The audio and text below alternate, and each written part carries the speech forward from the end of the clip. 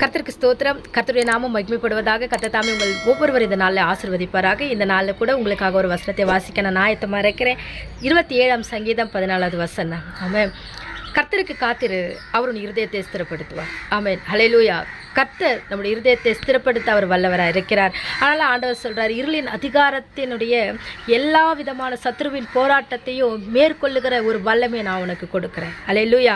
அதுக்கு நம்ம செய்ய வேண்டியது ஒன்றே ஒன்று தான், அவருடைய பாதத்தில் நம்ம காத்திருக்கணும். ஹல்லேலூயா.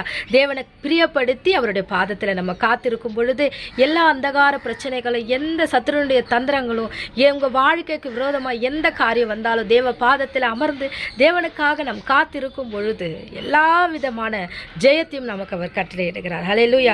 இந்த நாள் ஆண்டவர் சொல்கிறாரு, இருளில் இருக்கிறேன்னு நினைக்கிறியா? இல்லை, பயப்படாத. நீ இருளில் இருந்தால் கூட நான் உனக்கு வெளிச்சமாக இருப்பேன். ஹல்லேலூயா. உன் பிரச்சனைகளுக்கு மத்தியில் உன்னோடு கூட நான் இருக்கிறேன். ஹல்லேலூயா. ஆண்டவர் சொல்ல, நான் உன்னை விட்டு விலகுவதே இல்லை, உன்னை கைவிடுவதே இல்லை. ஆமென். நம்மை கைவிட்டு போகிறதுக்கு அவர் மனுஷன் அல்ல, அவர் தெய்வம், நம்மை உண்டாக்கினவர்.